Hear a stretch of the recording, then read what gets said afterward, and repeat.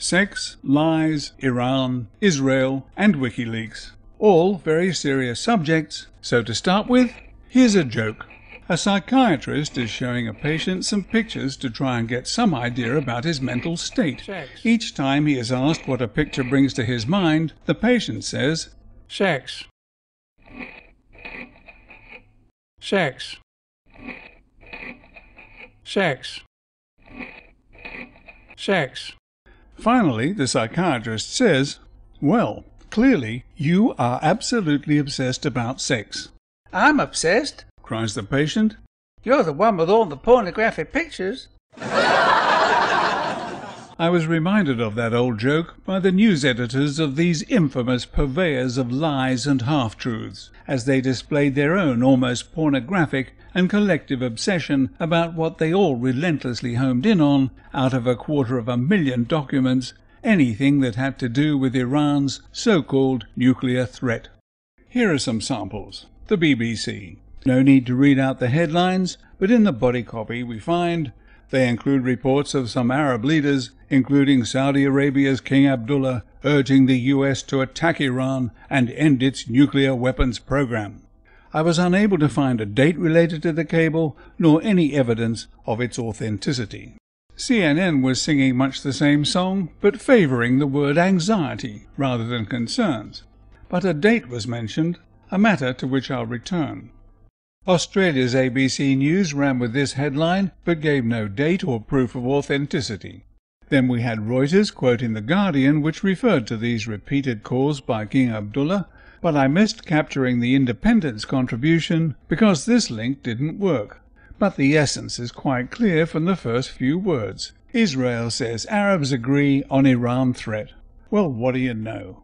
On the other hand, I could have read the London Times leader on WikiLeaks by paying £1 for the privilege, an offer I found quite easy to refuse, but the free-to-read effort by the New York Times certainly made up for what I may have missed with this provocative headline and picture. Around the world, distress over Iran. And the irony is that the New York Times headline writer is quite correct. There is distress over Iran, distress at the way it has been cast in the role of the evildoer, when all but the most ignorant observers realize that it is nuclear-armed apartheid Israel that is the real threat, not Iran. Here's a short quiz, so get ready with your buzzers. Question 1. How many times do we see on TV or read in the newspapers that Israel has 200 or 300 ready-to-go nuclear weapons? Question 2. How many times do we see on TV or read in the newspapers that Iran's nuclear program is peaceful, as they claim it is? The answer to both questions is the same. Hardly ever, if at all. In the interest of balance, a report in the Jerusalem Post appears to show a glimmer of sanity. Syrian president says Iranian nuclear strike against Israel would result in massive Palestinian casualties, which Iran would never risk. And on December 6th, Haaretz came out with almost identical wording. Of course the Israeli hawks know that the Palestinians serve them as a protective shield, but their sights are on more distant horizons. Apart from oil, an ever-expanding Israeli population is going to need more and more water very soon. Having masterminded the utter ruination of Iraq, is it fanciful to suggest that the weakening of Iran, either through sanctions or a military attack, is the next step in Israel's ambition to dominate the Middle East from the Nile to the Euphrates and the Tigris? So watch out, Egypt. Peace pacts and accords don't last forever, as Turkey has recently learned. Now let's look at some chronology, which is a fancy way of saying the order in which certain events took place. The date mentioned in CNN's Let's Get Iran hit piece seems to refer to a cable dated Wednesday the 4th of November 2009, in which the US ambassador to Bahrain reported that King Hamad bin Isa al Khalifa argued forcefully for taking action to terminate their nuclear program by whatever means necessary. That program must be stopped, the king allegedly said. Of course, the question that springs to mind is, what program? Surely the King of Bahrain would not deny Iran the right to produce its own nuclear energy, would he? So he must have been referring to the trumped-up, imaginary nuclear weapons program that the IAEA has still found absolutely no evidence for. And the false accusations on which the King of Bahrain based his statement, and that goes for the King of Saudi Arabia as well, were made by the President of the United States of America when he addressed the G20 conference on September 25, 2009, no more than 1 month and 9 days previously. So, over a year later, the mainstream media, thanks to WikiLeaks, has been able to home in on statements made by kings and other heads of state that were based on false information.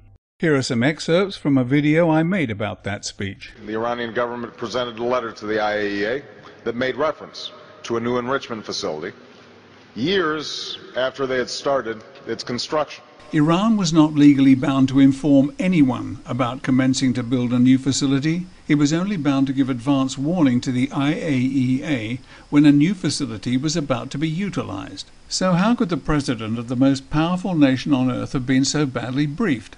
Or was he knowingly misleading the international community? The existence of this facility underscores Iran's continuing unwillingness to meet its obligations under UN Security Council resolutions and IAEA requirements.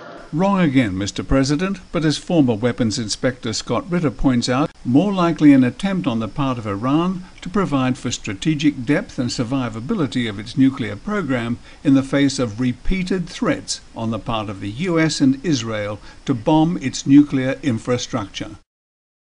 The clear and present danger to the stability of the Middle East is Israel's possession of nuclear weapons and means of delivery. It is not Iran's nuclear ambitions, whether they are peaceful or aimed at the quite reasonable goal of protecting itself against Israel's threats. A nation which has already proved its total disregard for its fellow human beings by walling them into prison communities, bulldozing their homes, and dropping white phosphorus on them, from the very land and the air that they stole from them. Since then, the Israelis have assassinated Mahmoud al-Mabhouh in Dubai last January, using a bunch of killers armed with weapons and stolen passports, murderously and illegally attacked the Gaza Freedom Flotilla in international waters on May 31st, killing 9 people, and have refused, even for the sake of new peace talks, to extend their pause on building illegal structures on stolen Palestinian land. But, for some extraordinary reason, the spotlight is not on nuclear-armed apartheid Israel's appalling and inhuman behavior towards the Palestinians. It is back on Iran, which is, apparently, still meeting its obligations under the Nuclear Non-Proliferation Treaty because the IAEA's new Director General has not released any reports to the contrary. So I cannot help but ask, does anyone else detect just the slightest imbalance here? Right, where are we? Sex. Oh, that was the joke at the beginning. No, sorry. That's all there is. This is a family show. The lies were courtesy of President Obama and were about Iran. Israel, all the rotten things it's done this year. So that leaves WikiLeaks. Until this latest batch, I hadn't spent much time thinking about WikiLeaks, because for me, the entire edifice crashed and burned when its founder was reported as saying, "I'm constantly annoyed that people are distracted by false conspiracies such as 9/11, when all around we provide evidence of real conspiracies for war or mass financial fraud." The words of someone so inflated by his own self-esteem that he thinks that stolen, or perhaps donated documents, which can be forged and otherwise manipulated, should take precedence over the stark, recorded evidence that proves the official version of 9/11 is a pack of lies. Huge buildings do not collapse in freefall for no reason, and even bigger ones do not eject molten iron caused by fires far less intense than those found in jet engine combustion chambers. But, give him his due, he does seem to be a godsend for the CIA and Mossad because of his views about 9/11. Come to think of it, if Julian Assange had not existed, the CIA and Mossad would have invented him. Finally, here's a rogues gallery of some of those behind-the-scenes people who see that the masses are kept uninformed. Anyone with an IQ above 90 and an internet connection knows that 9/11 could not have happened the way the world was told it happened. So how do we describe the people who are still covering that up? You can't call them prostitutes, Prostitutes only put themselves at risk, while people who are paid to deliberately mislead others and put their own children and millions of others at risk require a special kind of condemnation. The money they earn has blood on it. They are pariahs, and they should be treated as such. They are all part of a huge media circus, and the fact is, WikiLeaks is just a sideshow to what's inside the big black tent. A sideshow to make you think that you are seeing a glimmer of the truth. But don't be fooled. The men and women who do the bidding of their mainstream media masters are the biggest threats of all. Unless they stop covering it up, the truth may not be the only thing to go up in flames.